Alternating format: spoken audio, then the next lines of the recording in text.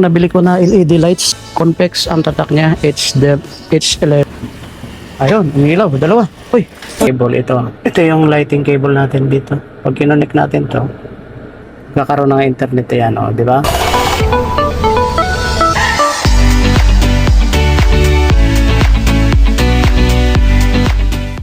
Magandang umaga sa inyo mga guys. Ayan, gawali tayo ng vlog dito sa ating sasakyan kasi itong sasakyan natin, ito yung Toyota Rush natin, ay nagkaroon ako ng problema doon sa kanyang fog light dahil natanggal yung kanyang LED.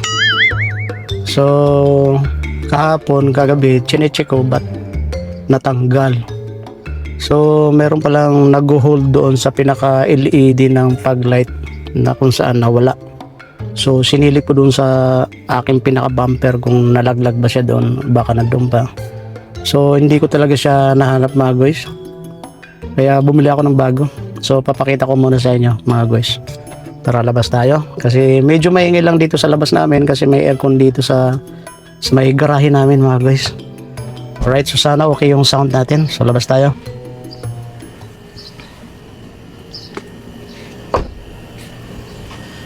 Alright. So ito yung sinasabi ko sa inyo mga guys, oh. So i-on muna natin yung sakyan natin. I-on muna natin.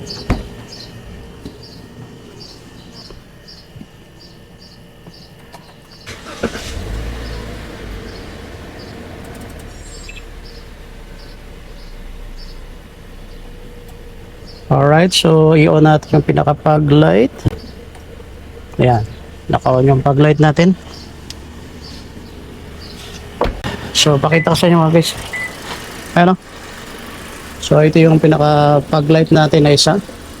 Pero yung isa, gumagana pa rin to. Pero hindi natin malagay kasi nawala yung kanyang pinaka-holder, yung nag-hold dito. Diba? So patayin natin yung fog light.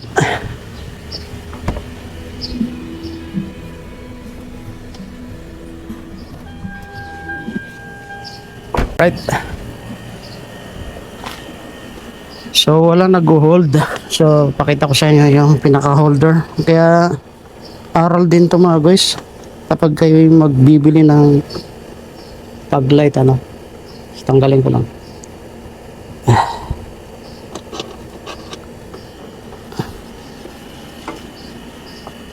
Uy, no. Tiyan mo na. Hindi rin sumama yung holder niya. So, naglulos talaga siya. So, ito yung holder natin na tawag ko guys. Ito yung holder. Ito yung holder na nag-hold sa LED lights. So, dito siya nakalagay, nakagalang. Ayan. Ay. Agayan siya. So, ayan o. So, may ikot-ikot pala ito mga guys. Itong holder na to. So kaya pag umiikot siya, umiikot. Yan, nagba-vibrate ano. Yan, kita ba? Yan. Maging aral din to sa inyo mga guys kapag kayo magpapalit ng LED.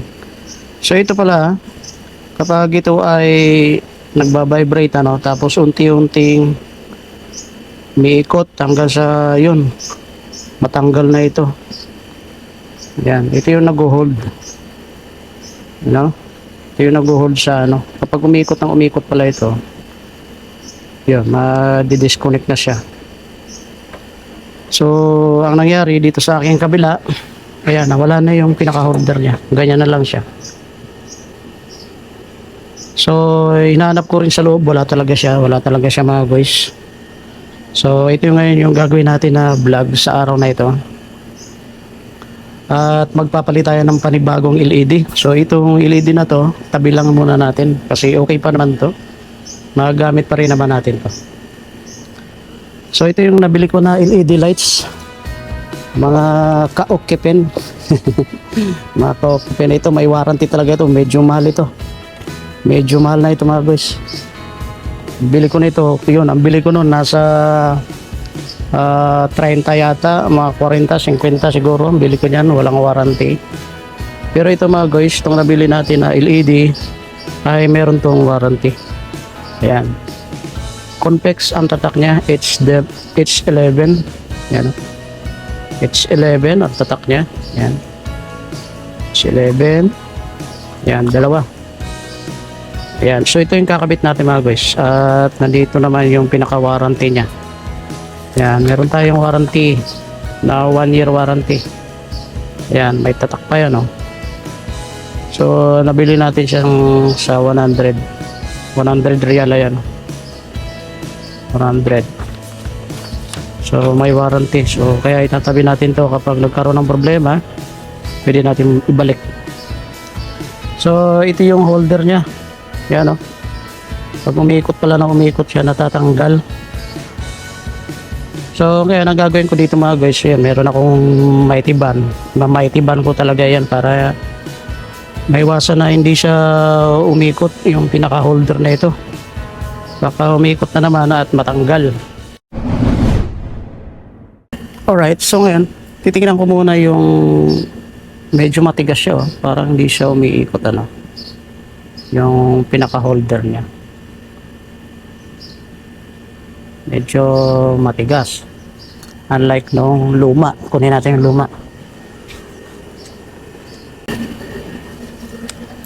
Oh, so ito yung luma natin, oh. Yung isa wala ng holder. Ayan, oh. Yan. So ito yung gumagalaw sa akin, ito umiikot ng umiikot hanggang sa mag-loose, matanggal. Ayan. Alright. So ito ngayon yung bagong bili natin. So tingnan natin. So parang okay naman siya, no? Although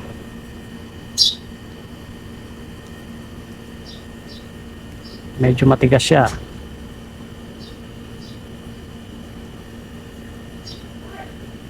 Yeah, matigas siya mga guys. Matigas.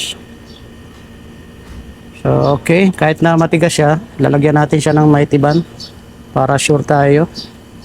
Pataka lang natin ang mighty band dito na hindi siya umikot. Yan. Sure na tayo dito na hindi siya iikot.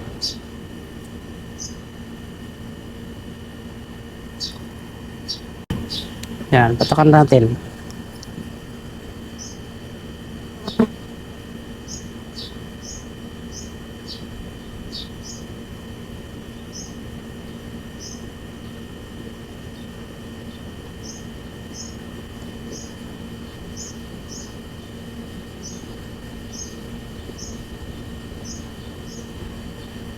Okay, pinatakan natin yung ano niya, yung pinaka gilid ng metal. Yan. Pinatakan natin para kumapit pa at hindi na siya iikot yung pinaka holder. Kasi mahal din to, 100 eh. Pero matigas din siya. So meron siyang pan. May pan dito. Meron pan. Itong isa ko, meron din tong pan. Yan. May pan din itong isa. Umiikot siya. Yan. Ngayon, kakabit na natin. Positive, negative. Yan. I-ano muna natin mga guys. Ilagay muna natin, tapos i-check natin kung okay.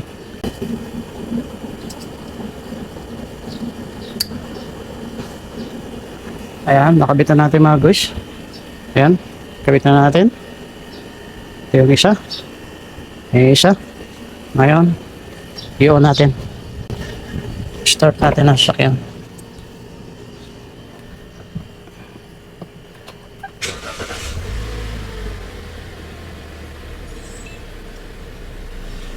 Tingnan natin kung umilaw. Umilaw ba siya? Ayun, umilaw. Dalawa. Uy! Uy! Uy! Uy! Uy! Mainit pala. Init. Sobrang init mga guys, nasunog yung ano natin. Plastic. Napakaliwanag. Napakaliwanag. Nasilaw ako. Nasilaw yung mata natin. Mainit yung ilaw mga guys, nakadikit dito.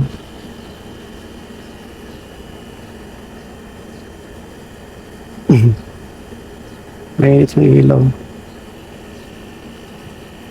Ang init to. Mainit niya yun. Mainit. May warranty pa to. Yung isa, ito kahit hawakan ko to, hindi ganong mainit eh. Hinahawakan ko to eh. Habang umiilaw eh. So, ito, mainit siya agad oh. Parang hindi siya pwedeng hawakan. Init niya. May warranty pa yan ha. Alright, so ikabit lang natin mga guys dito. Yan. Kakabit natin. Alright. So, pag ganyan ang posisyon.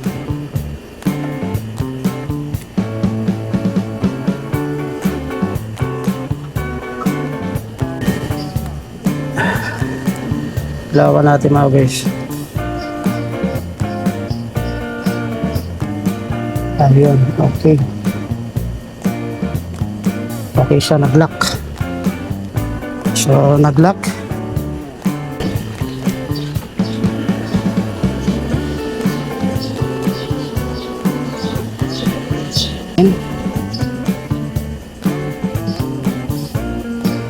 Okay. Nakabit na. So, nakabit na natin mga guys. Final test natin. Final test. Final test.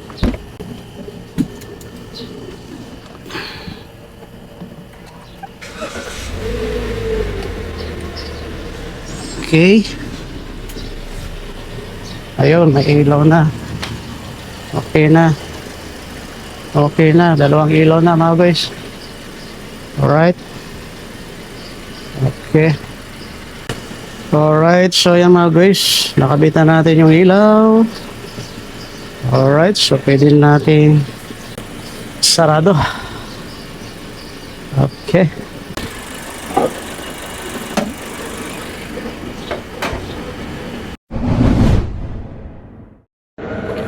Alright mga guys, so yan, balik tayo dito sa loob ng sasakyan natin dahil mainit sa labas. So, ito gamit natin yung cellphone natin kasi yung ating GoPro ay nalubat.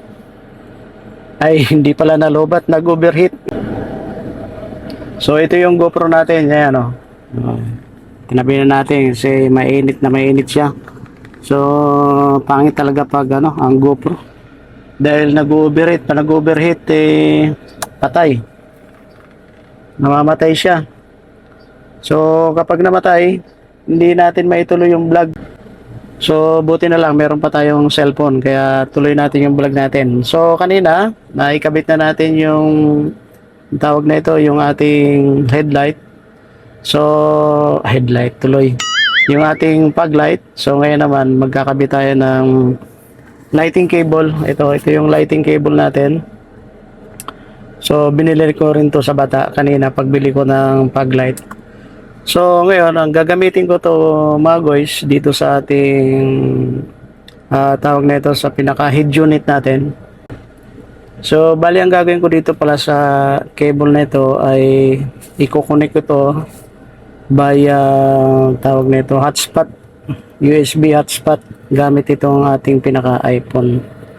Para hindi na tayo connect ng wifi. Minsan kasi kapag nagko-connect ako ng wifi, gamit itong cellphone natin, minsan sa iPhone medyo sensitive, so hindi agad nagko-connect yung ating wifi dito sa Android head unit. Pero kapag ginamitan natin ng cable, katulad nito, ito yung cable natin eh. So okay siya, no? So papakita ko sa inyo mga guys ha. So kakabit ko lang. Ayan, wala lang tayong pinaka-handle dito. So ito, wala tayong internet dito mga guys. So, kahit magbukas tayo ng, for example, bukas tayo ng YouTube. Yan, walang internet, no? Wala tayong internet. Pero kapag ginamitan natin ng cable, ito yung lighting cable natin dito. Pag kinonect natin to, yan, connect lang natin. Itong cable na to, okay naman to. Kaya lang ayaw ko ng white. Gusto ko black. Kaya bumili ako ng black. Ito yung black natin. No? Kasi pag white, hindi ako nagagandahan pag white na nakaganyan yung wire eh. So, ayan o, mga guys. So, ayan, meron ng internet yan, mga guys. So, gamit ang ating, cable. So, pag pinunta natin uli yung pinaka-YouTube natin, kakaroon ng internet yan, o, di ba? Ayan, o. Internet na siya, di ba? So, okay siya, di ba? Bali, may setting lang ito dito. Meron tong setting para magamit natin yung pinaka-cable, no? Para sa hotspot, mayroon tong setting dito siya makikita, mga guys. Sa pinaka-setting, meron ditong USB network sharing. Ayan, USB network sharing. Dapat naka-on para magamit mo yung USB network. Ayan, dapat naka-on yan. So, ayan, naka-on siya, di ba? Ngayon, kapag naka-on na yan, kinonect mo yung cable. Ayan, magkakaroon ka ng internet. Yan, pwede ka nang mag-YouTube. Yan, pwede ka mag-YouTube, pwede ka rin mag-Facebook, mag-chat sa Facebook, kaya na. Yan. Yan, di ba? Yan, pwede ka mag-Facebook, mag-chat sa Messenger. So, wala nang kahasel-hasel kasi ginamitan ko ng cable to, mga guys, kasi nga hirap itong mag-connect sa wifi dito sa iPhone ko, kasi yung iPhone laging naka-hide yung kanyang wifi, laging naka-hide.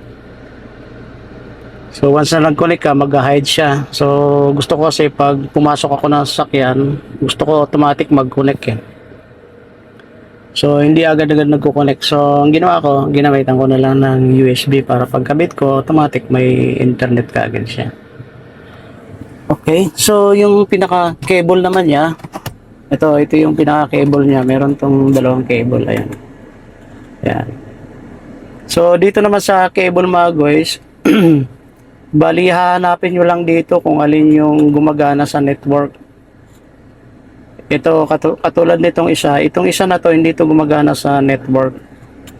So, itong kabila, ito yung gumagana. Kaya nilagyan ko ng palatandaan. Nilagyan ko siya ng palatandaan na ito yung pwedeng ikabit sa USB network. Itong isa, hindi, storage lang ito. Itong kabila. Yan. So, ganun siya. So, ngayon, i-unbox natin to. Unbox natin. Nabili ko lang siya ng 15 real ito.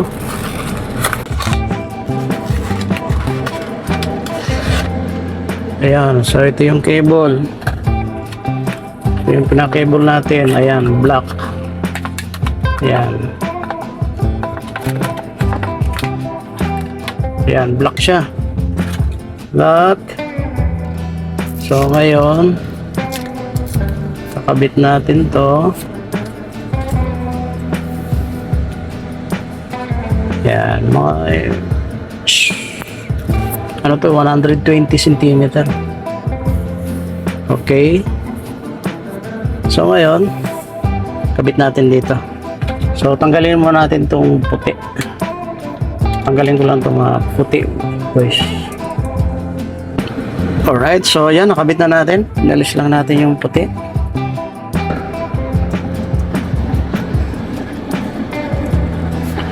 Ayan, nakabit na natin. Ang gaganda kasi dito, meron kang internet and then at the same time, nagcha-charge din yung phone mo. So, tingnan natin kung meron. Ayun, meron. So, ito yung palatandaan na meron kang connection sa USB natin, network. Ayan o. Yan yung kanyang pinaka icon. Ayan. Okay, so, try natin. Check natin. Alright. Ayan. Okay. Mag-play nga tayo. Play tayo si Katuba. Ayan o.